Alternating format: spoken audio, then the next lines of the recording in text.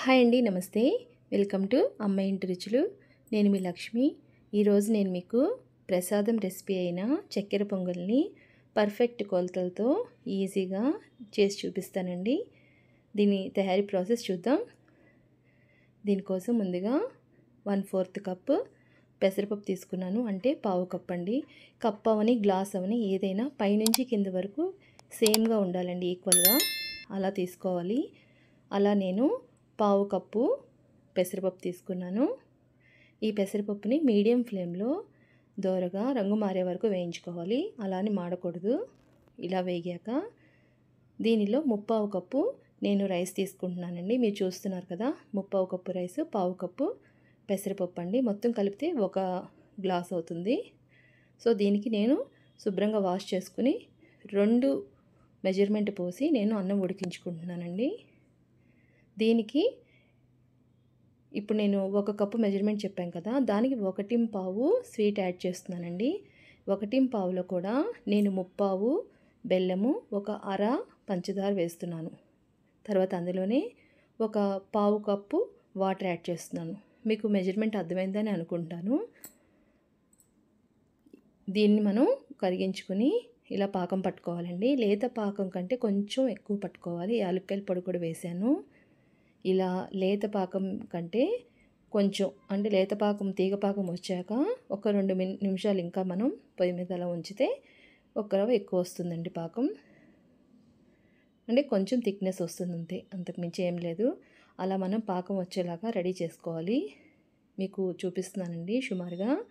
ఇలా మనకి కొంచెం థిక్నెస్ వస్తుందంతే. దీన్ని మనం వడగట్టుకొని ఇలా పక్కన గిన్నెలో రెడీ చేసి పెట్టుకోవాలి. ఇలా నేను అన్నం వండుకున్నాను కదా, 1కి 2 కొలతతో నీళ్లు పోసుకుని ఇది అన్నం చక్కగా ఉడికిపోయిందండి. దీన్ని ఒకసారి మొత్తంగా కలుపుకోవాలి.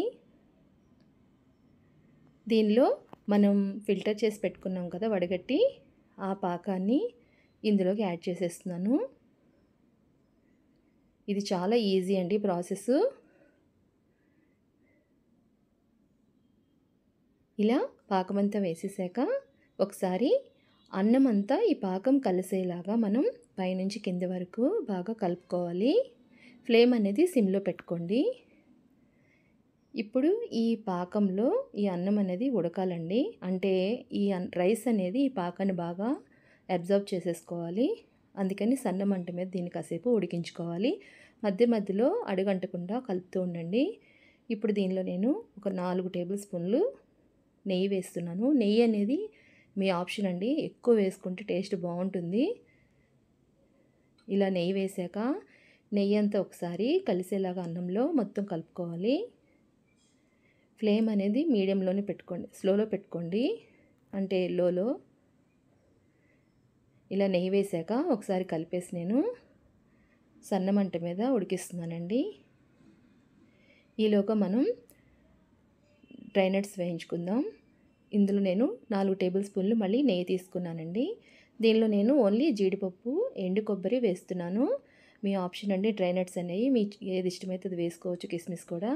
ఇలా దోరగా వేయించుకొని వీటిని ఓ పక్కన పెట్టేసుకున్నాను. ఇప్పుడు రైస్ చూసారా, పాకాన్ని బాగా అబ్జర్వ్ చేసుకుంది. సో ఇలా వచ్చేసాక మనం నేతిలో వేయించుకున్న డ్రై నట్స్ని నేతితో సహా వేసేసుకోవాలి. వేసుకుని ఒకసారి పైకి కిందికి బాగా కలుపుకోవాలండి. దీనిలోనే చిటికెడు మామూలుగా పచ్చకర్పూరం అనేది వేస్తారు. మా పిల్లలు ఇష్టపడరు, అందుకే నేను వేయట్లేదండి. మీ ఆప్షన్, మీరు ఉంటే చిటికెడు పచ్చకర్పూరం వేసుకోండి. అంతే, రుచికరమైన చక్కెర పొంగలి రెడీ అయిపోయింది. ఇది ఎంతో టేస్టీగా ఉంటుందండి. ఈజీగా ఎవరైనా చేసుకోవచ్చు. తప్పకుండా ట్రై చేయండి. మీ అందరికీ మా ఛానల్ నచ్చినట్లయితే please like, share and subscribe to my channel. Thank you.